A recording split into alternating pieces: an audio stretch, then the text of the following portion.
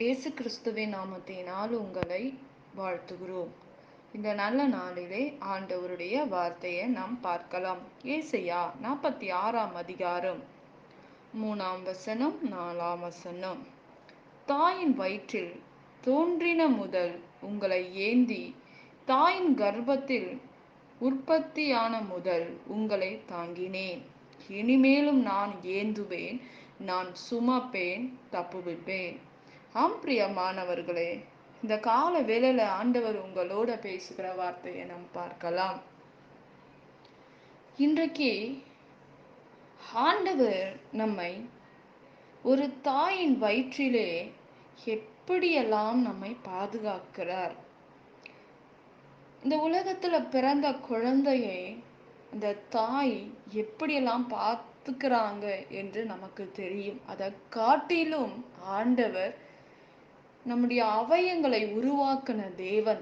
இந்த அவயங்களை அவர் எப்படியெல்லாம் உருவாக்கி இருக்கிறார் என்று நாம் பார்க்கிறோம். பிரியமானவர்களே, இன்றைக்கு நம்முடைய வாழ்க்கையில் ஒரு தாய் தன் குழந்தையை மறந்தாலும் நான் மறப்பதில்லை என்று ஏசப்பா நமக்கு சொல்லுகிறதையும் நம் வேதத்தில் பார்க்கிறோம். நம்முடைய வாழ்க்கையில் ஆண்டவர் எவ்வளோ பெரிய அன்புள்ளவரா இருக்கிறார், அரவணைக்கிற தேவனா இருக்கிறார்.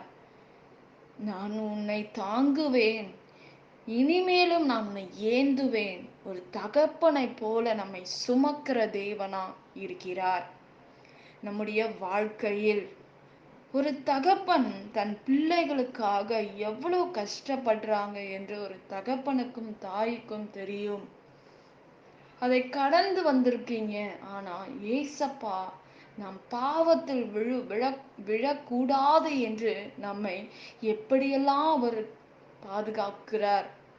ஆனால் நம்முடைய வாழ்க்கையில் ஒரு தாயை காட்டிலும் ஆண்டவர் நம்மை எப்படியெல்லாம் நேசித்து, பாவம் செய்யும் போது அவர் நம்மை விட்டு விலகினாலும் துக்கப்படுத்தினாலும் நாம் அப்பா என்று கூப்பிடும் போது, நாம் மன்னிப்பு கேட்கும் போது அவர் நம்மை தேடி வருகிறார். பிரியமானவர்களே, இன்றைக்கு அப்படி உள்ள தேவனை நாம் ஒவ்வொரு நாளும் நாம் துக்கப்படுத்தி கொண்டு இருக்கிறோம். ஒவ்வொரு நாளும் அவரை வேதனைப்படுத்தி கொண்டு இருக்கிறதையும் நாம் பார்க்கிறோம். பிரியமானவர்களே, இன்றைக்கு நம்முடைய வாழ்க்கையில் குழந்தைங்க எவ்வளோ தவறு செய்தாலும் என்ன செய்வாங்களா, அந்த பிள்ளைங்களை அப்பா அம்மா ஏற்றுக்கொள்ளுகிறார்கள் என்று நாம் பார்க்கிறோம். நடைமுறை வாழ்க்கையில் நாம் பார்க்கிறோம். பிரியமானவர்களே, இன்றைக்கு கர்த்தருடைய வார்த்தையே என்ன சொல்லுகிறது? தாய் உன்னை மறந்தாலும் நான் உன்னை மறப்பதில்லை, நான் உனக்கு நீதி செய்வேன், நான் நியாயாதிபதியாக உங்களுக்கு முன்பாக வந்து நிற்பேன் என்று ஆண்டவர் சொல்லுகிறார்.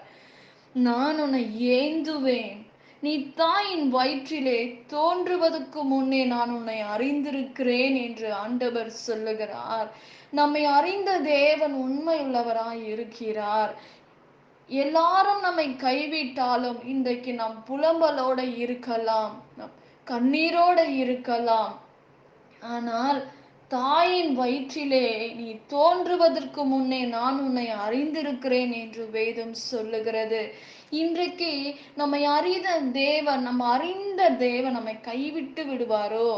நம்மை ஒரு தாய் தேற்றுவதை போல நான் உன்னை தேற்றுவேன் என்று வேதம் சொல்லுகிறது. நான் உன்னை சுமப்பேன், ஒரு தகப்பனை போல, ஒரு தாயை போல நான் உன்னை தப்புவிப்பேன், நான் உனக்கு உதவி செய்வேன் என்று வேதம் சொல்லுகிறது. பிரியமானவர்களே, இன்றைக்கு நம்முடைய வாழ்க்கையில் எல்லா தீமையிலிருந்து நம்மை பாதுகாக்கிற தேவன் தகப்பனா நிற்கிறார், ஒரு தாயாய் நிற்கிறார், ஒரு நண்பனாய் நிற்கிறார் என்று நாம் பார்க்கிறோம். நம்முடைய வாழ்க்கையில் ஆண்டவர் எப்பேற்பட்ட ஒரு ஸ்தானத்தில் நிற்கிறார் என்று ஆண்டவரை ருசித்து பார்த்தவர்களுக்கு தெரியும்.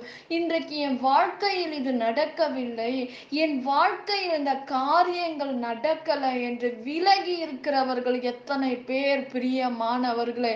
இன்றைக்கு வேதம் சொல்லுகிறது, உன் தாய் மறந்தாலும் நான் உன்னை மறப்பதில்லை. தான் நாம் தாயின் வயிற்றிலே தோன்றுவதற்கு முன்னே உங்களையும் என்னையும் அறிந்திருக்கிறேன் என்று ஆண்டவர் சொல்லுகிறார். உன்னை ஒருபோதும் நான் கைவிடுவதில்லை, உன்னை நான் உள்ளங்கையில் வரைந்திருக்கிறேன் என்று வேதம் சொல்லுகிறது. பிரியமானவர்களே, மனிதர்கள் நம்மை கைவிட்டு விடுவார்கள், தாய் மறந்தா கூட நான் உன்னை மறக்க மாட்டேன் என்று சொல்லியிருக்கிறாரு. ஒரு தாய் தேற்றுவதைப் போல நான் உன்னை தேற்றுவேன், தேற்றி கொண்டு இருக்கிறேன், நான் உனக்கு அற்புதங்களை செய்வேன், அதிசயங்களை செய்வேன் என்று வேதம் சொல்லுகிறது. இன்றைக்கு பெரிய பிரச்சனையில் நான் இருக்கிறேன் என்று நீங்கள் சொல்லலாம். அந்த பிரச்சனையை காட்டிலும் உங்களுக்குள்ளாக இருக்கிற தேவன் தகப்பன் பெரியவராய் இருக்கிறார். உன் சூழ்நிலை மாறும், உன் நிந்தனைகள் மாறும், உன் அவமானங்கள் மாறும் என்று வேதம் சொல்லுகிறது. பிரியமானவர்களே, ஆண்டவரால் முடியாதது ஒன்றுமில்லை.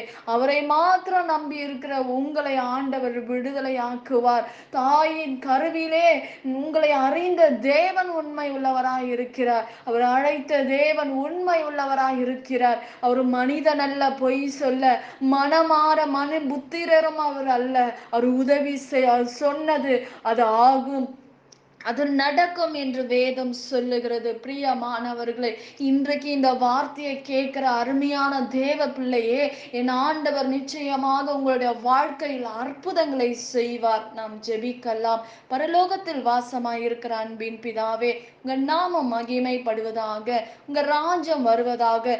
ஆண்டவரே, இன்றைக்கு ஆண்டவரே, என்னென்ன பிரச்சனையோட வாழ்கிறார்களோ அவர்களுக்கு ஒரு அற்புதம் செய்யுங்கப்பா, அதிசயங்களை செய்யுங்க, நீதி செய்யுங்க, நியாயாதிபதியாக நீர் கடந்து போகும்படி நான் செபிக்கிறேன் ராஜா. ரத்த கோட்டைகளை மறைங்க, எல்லா சூழ்நிலைகளை மாற்றுங்க ஆண்டவரே. ஒரே ஒரு அற்புதம் அந்த குடும்பங்களுக்கு நீங்க செய்யும்படி நான் செபிக்கிறேன். எல்லாவற்றையும் உங்க கரத்தில் ஒப்பு கொடுக்கிறேன். உங்க நாமம் மகிமைப்படுவதாக. இயேசுவின் நாமத்தில் வேண்டுகிறோம் எங்கள் ஜீவனுள்ள நல்ல பிதாவே, ஆமேன். கர்த்தர் தாமே உங்களை ஆசீர்வதிப்பாராக. ஆமேன்.